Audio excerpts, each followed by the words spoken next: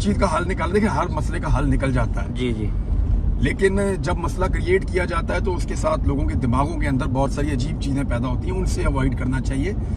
पाकिस्तान का निज़ाम, पाकिस्तान के इदारे पाकिस्तानी अवाम से दूरी अफोर्ड नहीं कर सकते। सर यही मैं पूछना चाह रहा था कि अब लोग जो है वोट को भी मौका। सर एक छोटी सी बात इसी रिलेटेड कर रही थी, अच्छा। रिलेट कर रही थी एक छोटी सी बात कि अब देखिए नौजवान वोट डालने निकल रहे हैं बड़ी तादाद में, और इसको अमानत समझ रहे हैं और समझ रहे हैं कि इससे तब्दीली आएगी। अगर इनके वोट के साथ ज्यादती की जाती है, 70% टर्न आउट पीटीआई का और 30% फर्ज करें नून लीग का होता है, उसके बावजूद नून लीग जीत जाती है, जो कि कहा भी जा रहा है, तो ये जो मायूसी नौजवानों में फैलेगी हो गई है सर, तो ये मामला है ना? ये जो नौजवानों में मायूसी फैलेगी कि वो आइंदा फिर मेरे ख्याल से वोट की कदर को समझेंगे नहीं, इसको कैसे टैकल करेंगे सर? ये नहीं, मायूस नहीं होने देंगे इस कौम को। जी जी, ये मेरा वादा है, कोई भी इलेक्शन जीते कोई भी हारे, अगर लाडले को वजीर आजम बना भी दिया, जैसे भी बना दिया, चाहे कुछ भी करके बना दे, उसके लिए निजाम के कपड़े भी उतर जाएं, अगर लाडला वजीर आजम बन भी गया और उसकी लाडली बेटी यहाँ पे मुसल्लत कर भी देगी पंजाब के ऊपर, तो मैं लोगों को मायूस नहीं होने दूंगा। ये मेरा वादा है। जिंदाबाद। मैं आपको सीरियसली कह रहा हूँ कि ना मैं कभी खुद मायूस होऊंगा, लगे रहेंगे, माफिया से लड़ते रहेंगे, मुकाबला करेंगे, उस लेवल तक करेंगे कि मुकाबला थक जाएगा कि मुकाबला कैसे होता है। इंशाल्लाह हमारे साथ फेयर गेम करें, मुझे गायब ना करें, मुझे उठा के इस तरह ना करें जैसे मेरे साथ किया गया है। मुझे कानून के मुताबिक पकड़ के जेल में 20 साल बंद करें, बाहर निकल के फिर वहीं से शुरू करूंगा जो मेरा काम है, एग्जैक्टली वहीं से शुरू करूंगा। मायूस नहीं होऊंगा और ना होने दूंगा, ये मेरा वादा है। जो लोग मेरे से कनेक्टेड हैं, मेरा उन सबसे वादा है कि मैं आपको कभी मायूस नहीं होने दूंगा। बुरी खबरें आएंगी, अच्छी खबरें आएंगी, अच्छे दिन आएंगे, बुरे दिन आएंगे, उम्मीद नहीं हम छोड़ेंगे, हम अल्लाह पे भरोसा अपना कायम रखेंगे इंशाल्लाह। सर पोलिंग डे से एक दिन पहले नून लीग और आईपीपी में दरारें पड़ गई, उसमें क्या करना चाहिए? फ्रैंक हो गया उनके साथ। एक्चुअली मियां साहब माफ नहीं करते सर किसी को, वो ना उनके साथ प्रैंक हो गया। इन्होंने निकाली हुई थी मियां साहब को गंदी गालियां और मियां साहब ने इनको कहा हुआ था कि ये सबसे बड़ा कब्जा ग्रुप है, चीनी चोर है, आटा चोर है और पता नहीं क्या कुछ, और डकैत हैं सबसे बड़े, बैंकों का पैसा खा गए हैं। तो अब वो उनको इकट्ठा बिठाया भी गया एक टेबल पे, उनकी सुलह भी करवाई गई, एक दूसरे से कुछ ना कुछ लेकर भी दिया गया।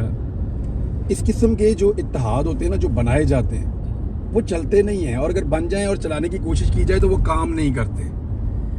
ये दिलों के अंदर रह जाती है। जो चीज़ें नेचुरली बनती है ना, मिसाल के तौर पे अभी आप पाकिस्तान तहरीक इंसाफ का और मजलिस वादतुल मुस्लिमीन का आप इत्तेहाद देखें ना, बिल्कुल उनकी नजरियाती नेचुरल बाउंडिंग हो गई अचानक, और बिल्कुल अपोजिट साइड पे हमारी शिरानी ग्रुप है। जी जी, वो बहुत ताकतवर ग्रुप है और बड़ी उनकी फॉलोइंग है।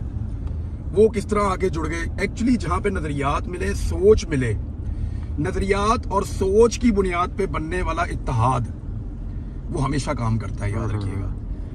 और मफाद के लिए बनने वाला जो इत्तेहाद है ना, वो चलता नहीं होता, क्योंकि मफाद जिसका पूरा हो जाता है वो दूसरे को किक करा देता है। बिल्कुल। सर आज गाड़ियां जो देखी हैं नून लीग, आप भी जर्नलिस्ट बन गए? सारी गाड़ियां खाली थी। आप बैठ जाए भाई उस गाड़ी में, उसमें बिरयानी भी मिलती है। मैं तो आपको भूखा मारने वाला हूँ आज सारा दिन।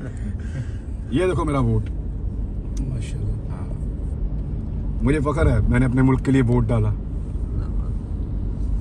ये जी हम आ गए हैं तारण के हल्के में, जहाँ से उम्मीदवार है पाकिस्तान तहरीक इंसाफ का हमायत याफ्ता ज़हीर अब्बास खोखर, और बिलावल जरदारी को वादा किया गया है पंजाब की निगरान हुकूमत की तरफ से कि हमने यहाँ पे ऐसी गेम डाली हुई है कि आपको यहाँ से हम MNA बनवाएंगे लाहौर से। तो बिलावल ने इस उम्मीद पे यहाँ पे चक्कर भी लगाए हैं, रेड कारपेट वाले, और हमारे बहुत सारे जानने वाले लोग बता रहे हैं कि जिस तरह पैसा पानी की तरह बहाया गया है बिलावल की सीट के लिए, ऐसा उन्होंने कहा जी हमने कभी सुना भी नहीं था, सवाए अलीम खान के हमने कोई ऐसा इलेक्शन नहीं देखा जहाँ पे इस तरह पैसा फेंका गया हो। तो लेट्स सी इसका रिजल्ट क्या आता है। लेकिन मैंने कल रात को यहाँ का एक एनालिसिस करवाया था, जितने लोग यहाँ पे मुख्तलिफ यूनियन काउंसिल्स में मेरे जानने वाले हैं, क्योंकि मेरा पहले घर था यहाँ पे इस एरिया में, किराए पे रहते थे ना हम एक्चुअली, तो हम घर बदलते रहते थे, हर इलाके में कहीं ना कहीं मैं रहा हूँ यहाँ पे लाहौर में। 5-7 घर तो बदले हैं लाहौर में। तो इस इलाके में भी कुछ 4-5 साल मैं रहा हूँ, यहाँ बहुत सारे दोस्त हैं, रिपोर्टिंग इसी शहर में की है। तो मैंने कल इसका पता करवाया था, सिवाय 3 यूनियन काउंसिल्स के कहीं पे भी PMLN का जोर नहीं है। और जहाँ पे शब्बीर गुज्जर है, इसी हल्के में नीचे एक MPA की सीट के ऊपर, वहाँ तो बहुत बुरी मार पड़ने वाली है जोहर टाउन साइड पे।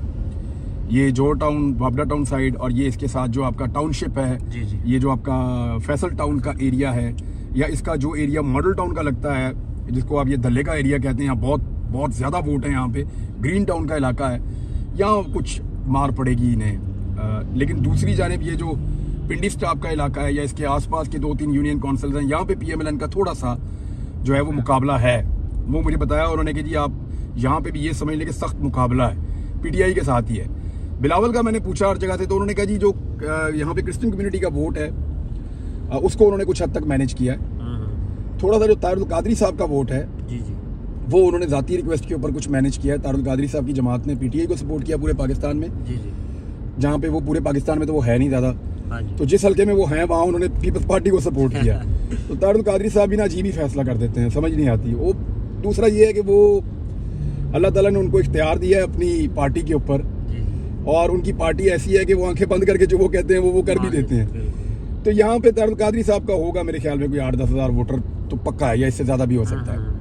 वो बिलावल को पड़ जाएगा। दूसरा वो बता रहे थे मुझे दोस्त कि अगर यूनियन काउंसिल्स के हम इकट्ठे भी कर लेना नताइज, और गौर करेंगे कितना बिलावल को कास्ट हो जाएगा वोट, तो भी 1000 से ज़्यादा वोट यूनियन काउंसिल में से नहीं निकलेगा।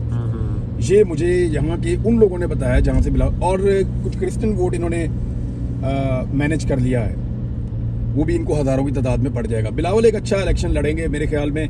अगर फेयर इलेक्शन हुआ और धांधली ना की गई तो बिलावल कोई 30-40 को टच कर सकते हैं। बड़ी अचीवमेंट है। और ये भी तब जब बिलावल के लोग आज के दिन में सर तोड़ कोशिश करें। मैं फिर कह रहा हूँ कि ये उस सूरत में कि बिलावल के लोग आज के दिन में सर तोड़ कोशिश करें, पूरा जोर लगाए तो इतना वोट ले सकते हैं। अहमद मीर के भाई भी फैसल में नीचे लड़ रहे हैं उसके बिलावल के। अब देखें वो तो उसकी पॉलिटिकल चॉइस है ना, एक भाई निगरान हुकूमत में भी हैं उनके। तो ये एक्चुअली मैं बताता हूँ यहाँ पे है मसला क्या है। यहाँ पे एक S ब्लॉक है, यहाँ पे एक और हमारी क्रिश्चियन कम्युनिटी जो है वो हमारे पाकिस्तानी भाई हैं, उनके जो है वो यहाँ पे बहुत सारे वोटर्स हैं। अच्छा ये जो वोट है ना, ये क्योंकि देखें जब अक़लियत होती है ना उसको कहीं ना कहीं कोई महरूमी उनकी रहती है, उसको आप एक्सप्लॉइट भी कर सकते हैं, पैसे के जरिए भी आप उसको मैनेज कर सकते हैं। मैं ये कहना नहीं चाहता, बड़े बाज़मीर लोग हैं, मैं ये कहना नहीं चाहता मेरे मुल्क की तरक्की में उनका बहुत बड़ा किरदार है। मैं ये कहना नहीं चाहता जिस तरह हमारे कुछ मजहबी तबकात फ़ायदा उठा लेते हैं अवाम के सादा लोग होने का और उनके जज्बात से खेल जाते हैं, ऐसे ही दूसरे मज़ाहिब में भी होता है, ऐसे ही होता है। तो वहाँ पे ये मैनेज करके वोट की तादाद बढ़ा लेंगे, कुछ पैसा इस्तेमाल कर लेंगे। और देखिए एक और चीज़ भी है, वो अक़लियत है, उनकी 5 साल कोई सुनता ही नहीं है। उन्हें ये लगता है, और ये सच्ची बात है यार, झूठ थोड़ी है। आप मुझे ये बताएं कि क्या वाकई पाकिस्तान में अक़लियतें उस तरह महफूज हैं जैसे होनी चाहिए? बहुत महफूज हैं, इंडिया से तो हम बहुत बेहतर हैं, लेकिन अभी हम आइडियल नहीं हैं। बिल्कुल हम आइडियल नहीं हैं। वहाँ पे शिकवे शिकायतें रहती हैं ना, और बाकियों को रहती हैं, अक्सरियत को रहती है, तो अक़लियत को तो फिर रहनी है। तो उनका ये है कि उन्हें लगता है कि 5 साल बाद मौका है, इनसे जो करवा सकते हो वो करवा लो अभी। तो वो अपने वो काम करवाना शुरू हो जाते हैं इलेक्शन में जो उन्हें लगता है कि अगले 5 साल भी नहीं होने। कुछ वो फंड्स ले लेते हैं, कुछ अपने इदारों के लिए पैसे ले लेते हैं, कुछ अपने लोगों के लिए फ़ायदा ले लेते हैं। बाद औक़ात कोई उनके बहुत गरीब लोग हैं तो उनको माली सपोर्ट करवा देते हैं। ये सारी चीज़ें एथिकल तो नहीं है, लेकिन फिर भी वो ये करवाते हैं, और उनकी ये सोच है कि ये 5 साल बाद हमारे काबू आते हैं।